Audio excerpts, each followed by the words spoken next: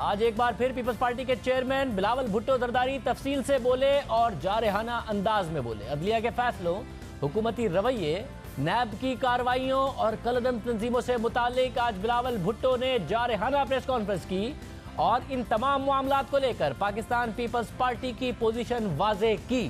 ساتھ ہی بلاول بھٹو نے جعلی اکاؤنٹس کیس کو لے کر پولیٹیکل انجینئرنگ کی بات کی، 18ویں ترمیم کو خطرے میں قرار دیا اور واضح پیغام دیا کہ پیپلز پارٹی کوئی سمجھوتا نہیں کرے گی. لیکن سوال اٹھ رہا ہے کہ اتنی سختی کیوں، اتنا واضح موقف کیوں اور اتنے تمام ایشوز پر اچانک بلاول بھٹو زرداری اتنی سخت پوزیشن کیوں لے رہے ہیں، وہ بھی ایک ساتھ ایک طویل پریس کانفرنس. سیاسی اسمبلی کے ہال میں پریس کانفرنس کرتے ہوئے بلاول بھٹو کا کہنا تھا کہ اسپیکر سندھ اسمبلی آغا سرات درانی کو پہلے گرفتار کیا گیا، پھر ثبوت ڈھونڈنے کے لیے ان کے گھر پر ریڈ کی گئی جس میں نیب افسران نے خواتین اور بچوں سے بدتمیزی کی. نیب چیئرمین ایکشن لے ورنہ ہم ایکشن لیں گے. مجھے افسوس کے ساتھ کہنا پڑتا ہے چیئرمین نیب نے آج تک اس ویری سیریس ایکوزیشن پہ، اس وائلیشن آف ہیومن رائٹس کوئی ایکشن نہیں لیا. اس خاموشی سے ہمیں یہ پیغام دیا جا رہا ہے کہ the chairman NAB condone such actions. میں ایک بار پھر ڈیمانڈ کرتا ہوں کہ چیئرمین نیب اپنا انویسٹیگیشن کرے، اپنے آفیسرز کو اکاؤنٹیبل کرے، ورنہ ہمیں اس کا انویسٹیگیشن کرنا پڑے گا، ہمیں اس پہ ایکشن لینا پڑے گا. صرف یہی نہیں، بلاول بھٹو نے آج جعلی اکاؤنٹس کیس کو پولیٹیکل انجینئرنگ قرار دیا اور کہا کہ الیکشن کے دوران جب میں نے گھوٹکی میں تقریر کی تو آپ نے کیس کی سست روی کو انسانی حقوق کے کیس میں بدل کر سو موٹو لے لیا، لیکن تاریخ کی بدترین دھاندلی، انسانی حقوق کی خلاف ورزی آپ کو نظر نہیں آتی. بے نامی اکاؤنٹس کیس ہے، اس کو ذرا دیکھ لیں، اس میں کیا ہو، وہ کیا ہے، پولیٹیکل انجینئرنگ ہی ہے. ہیومن رائٹس کی خلاف ورزی پہ سو موٹو لیا گیا. میرا پرسپیکٹیو یہ ہے کہ slackness of the investigation does not fall within the domain of suo motu یا violation of human rights. اگر بنتا بھی تھا یہ کیس سلیک نہیں تھا، اس لیے اس کیس میں FIR کاٹا گیا، پریلیمنری رپورٹ پیش کیا گیا، بینکنگ کورٹ میں کیس چل رہا ہے. اگر کوئی 2016 کا کیس سلیک کہا جاتا ہے تو پھر شہید ذوالفقار علی بھٹو کا قتل کیس سلیک نہیں ہے، شہید محترمہ بینظیر بھٹو کا قتل کیس سلیک نہیں ہے، اصغر خان کیس میں کوئی سلیکنس نہیں ہے. مگر یہ اچانک الیکشن کے درمیان جب میں نے گھوٹکی میں ایک پریس کانفرنس کیا، اس کا جواب میں اب سلیکنس آف دی انویسٹیگیشن کو ہیومن رائٹس کیس بنا دیتے ہو اور سو موٹو بھی لیتے ہو. مگر تاریخ کا بدترین ریگنگ آپ کو نظر نہیں آتا، انسانی حقوق کا دھجیہ اڑانا آپ کو نظر نہیں آتا، freedom of the press, freedom of speech کو ختم کرنا آپ کو نظر نہیں آ رہا. سو موٹو اس پہ لیا جاتا ہے تو پیغام جاتا ہے کہ پولیٹیکل انجینئرنگ کے لیے یہ سب کچھ کیا جا رہا ہے. جعلی اکاؤنٹس کیس میں سپریم کورٹ کی طرف سے دی گئی ڈیڈ لائن ختم ہونے میں 8 دن رہ گئے ہیں، جس میں نیب نے فیصلہ کرنا ہے کہ 16 ریفرنسز دائر کیسے کیے جائیں گے. اور بلاول بھٹو زرداری اگریسو انداز میں تنقید کر رہے ہیں اور یہی نہیں رکے. جعلی اکاؤنٹس کیس کی مزید تحقیقات راول پنڈی میں منتقل کرنے سے متعلق بلاول بھٹو نے کہا کہ یہ دائرہ کار کے اصولوں کے خلاف ہے کہ سندھ کا ہے، ملزمان سندھ کے ہیں، مگر ٹرائل پنڈی میں ہو رہا ہے. آخر پنڈی میں ایسا کیا ہے؟ کیس سندھ کا ہے، FIR سندھ کا ہے، اکیوزڈ سندھ کا ہے، بینک اکاؤنٹ سندھ کے ہیں، کمپنیز سندھ کے ہیں، ٹرانزیکشن سندھ کے ہیں، مگر کیس پنڈی کا. پنڈی میں ایسا کیا ہے؟ بلاول بھٹو نے جعلی اکاؤنٹس کیس سے متعلق سپریم کورٹ کے زبانی اور تحریری فیصلے پر تبصرہ کرتے ہوئے کہا کہ میں سب کے سامنے عدالت میں کہا گیا کہ بلاول کا نام JIT اور ECL سے نکال دو، مگر تحریری فیصلہ جو شاید کسی اور نے تحریر کیا تھا، یہ آج بات بلاول بھٹو زرداری نے کی کہ شاید کسی اور نے تحریر کیا تھا، اس میں یہ جملے شامل نہیں تھے. سپریم کورٹ اپنے ریکارڈ کو چیک کرے. کس طریقے سے پولیٹیکل انجینئرنگ کے لیے مجھے اس کیس میں گھسیٹا جا رہا. اوپن کورٹ میں chief justice of Pakistan ISI کا رہنما کو طلب کرتا ہے، اسے پوچھتا ہے کہ آپ نے کس کے کہنے پہ بلاول بھٹو زرداری کا نام JIT میں شامل کیا. اس سوال کا جواب مجھے آج تک نہیں ملا ہے.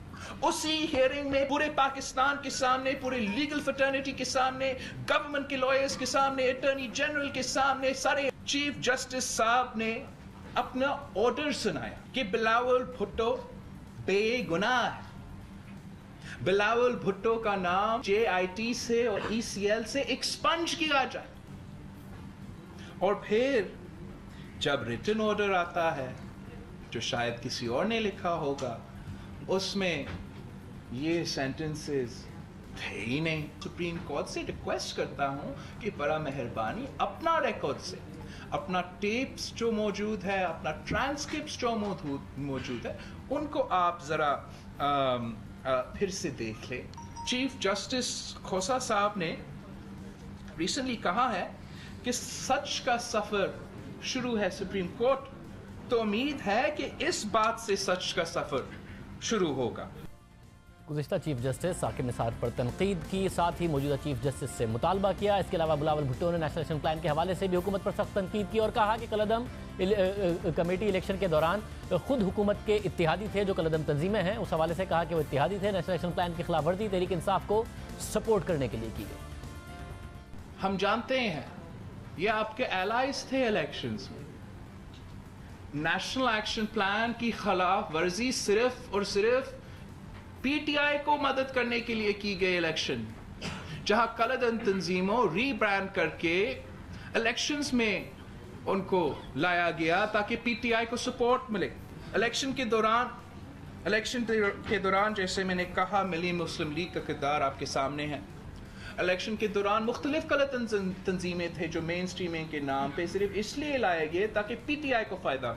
यहां तक कि HUM, मैं उनका क़यादत का नाम भी नहीं लेना चाहता, ऑर्गेनाइजेशन का नाम, आई फील लाइक HUM का जो ऑर्गेनाइजेशन है, जो UN का बैंड ऑर्गेनाइजेशन है, जो पाकिस्तान का कलअदम तंजीम है, उसका लीडर असद उमर साहब के साथ इलेक्शन के दौरान मीडिया के सामने आते हैं, वो ऐलान करता है PTI का ज्वाइन करना और सपोर्ट करना। तो फिर हम कैसे कबूल करेंगे आज आप कलअदम तंजीमों के खिलाफ एक्शन लेंगे? बिलावल भुट्टो जरदारी ने कहा कि आप अपोजिशन को गिरफ्तार कर सकते हैं, किसी आम नाक़िद के खिलाफ रियासत की मशीनरी इस्तेमाल कर सकते हैं, लेकिन कलअदम तंजीमों के अराकीन को गिरफ्तार नहीं कर सकते। जो भी क्रिटिक है इस हुकूमत का, चाहे वो अपोजिशन के सियासतदान हो या छोटा सा ब्लॉगर हो या फाटा से ताल्लुक रखने वाला एक नौजवान हो, पूरा स्टेट अपैरेटस उसके खिलाफ इस्तेमाल किया जाता है। हम क्या पैगाम दे रहे हैं दुनिया को कि बैंड ऑर्गेनाइजेशंस के लिए NRO, बैंड ऑर्गेनाइजेशंस के लिए इम्यूनिटी, बैंड ऑर्गेनाइजेशंस का कोर्ट में भी कोई डेट नहीं मिलता, कोई फैसला उनके खिलाफ ना हो। क्या कोई कलअदम तंजीम को आप एसेट बियॉन्ड मींस पे अरेस्ट नहीं कर सकते हो? उनके एसेट्स कहां से आते हैं? उस पे जरा JIT बिठाए। इसके अलावा बिलावल भुट्टो जरदारी ने कहा कि कलअदम तंजीमों की बात की जाती है तो तहरीक इंसाफ के 3 वुज़रा का एक रिकॉर्ड है। I would specifically like to mention that there are at least 3 ministers that I can think of whose name I won't take today, but may be forced to if the government takes no action. Now these 3 ministers have got a record and a history when it comes to banned organizations. One minister publicly met with banned organizations during the campaign and still to this day believes कि अगर आप band organisations के खिलाफ बात करते हो तो फिर आप मुल्क दुश्मन बयान कर रहे हैं। इस किस्म की ज़हनियत अगर कैबिनेट में है तो हम नहीं मान सकते हैं कि नेशनल एक्शन प्लान पर अमल हो रहा है।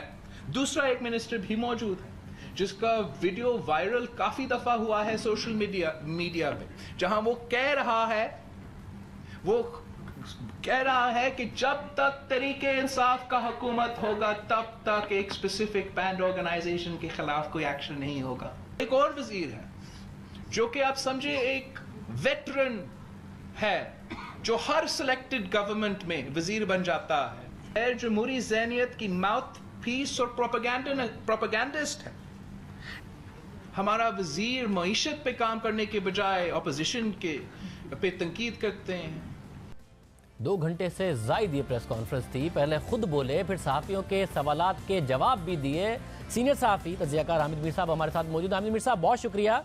حامد میر صاحب، ایک long press conference, strong press conference آج بلاول بھٹو زرداری کی طرف سے کی گئی ہے. 8 دن رہ گئے ہیں سپریم کورٹ کی طرف سے جو ڈیڈ لائن دی گئی ہے نیب کو کیسز کے حوالے سے. آپ سمجھتے ہیں اس کا پریشر فیل کر رہے ہیں یا دباؤ کریٹ کر رہے ہیں بلاول بھٹو زرداری، حکومت، کالعدم جماعتیں، عدلیہ، ثاقب نثار صاحب، چیف جسٹس سابق، سب کے حوالے سے آج شدید تنقید ان کی طرف سے کی گئی؟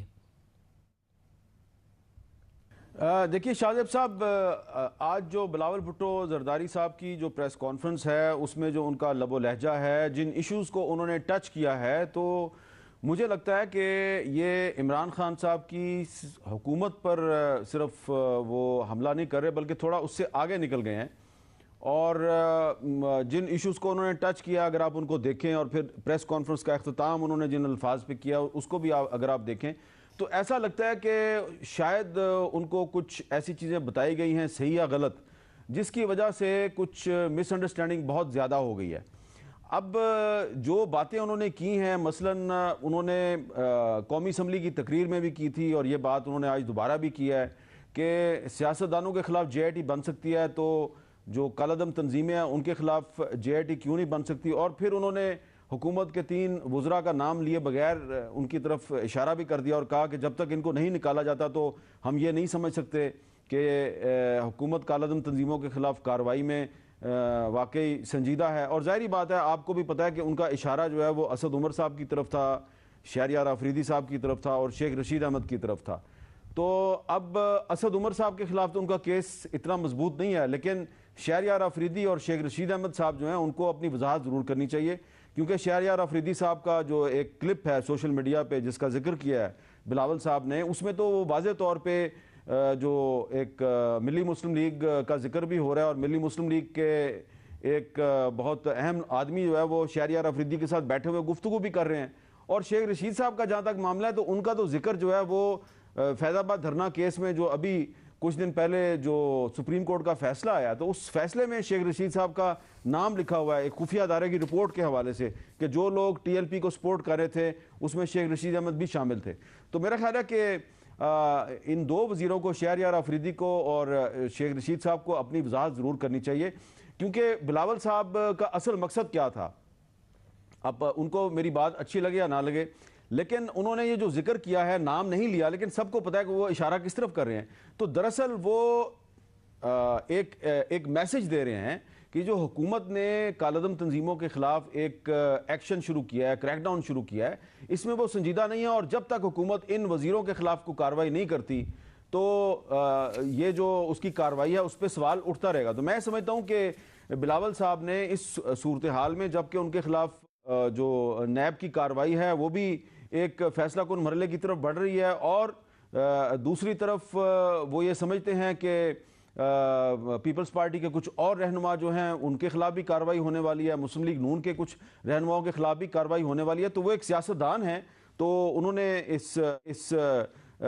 یہ جو اس وقت ایک انٹرنیشنل پرابلم ہے پاکستان کا ایف اے ٹی ایف کی وجہ سے، تو اس کو انہوں نے ایک اپنے انداز میں اس کو ایکسپلائٹ کرنے کی کوشش کی ہے.